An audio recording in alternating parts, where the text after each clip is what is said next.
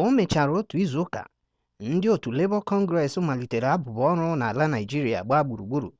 Ọtụtụ ndị mmadụ amalitego ịlaghachi ebe dị iche iche ha na-arụ ọrụ. Ndị nta akụkọ Channels Television jere na mpaghara Ikeja dị iche iche bụ isi obodo steeti Lagos kọwara na ọtụtụ ndị mmadụ amalitego ịrụ ọrụ ọzọ. Ọtụtụ ụlọ ọba ego amalitego imepụkwa ọzọ. Ndị ahịa echighago n'ọdụ ahịa ha. Mgbe ha rutere n'ọdụ ụgbọelu Murtala Mohammed dị na Lagos, ha hụrụ na ndị njem amalitegokwa ime njem ọzọ.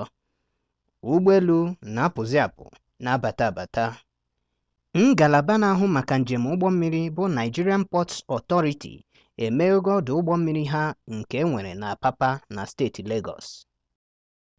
Ọrụ amalitegokwe n'obi gọọmenti steeti Lagos enwere n'ala Hausa na mpaghara Ikeja. Mgbe ndị Channels Television gbara ndị mmadụ ajụjụ ọnụ n'ala Hausa, ha chọpụtara na ụfọdụ nwere obi aṅụrị maka abụba ọrụ a gbara.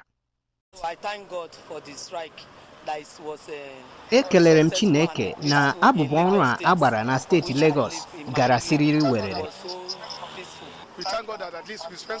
Ekelere m Chineke na ihe niile gara ọfụma. Anyị jikwere ya oge a were nọnyere ezinụlọ anyị. Chidi Nnamdi Igwe, Igbo Radio.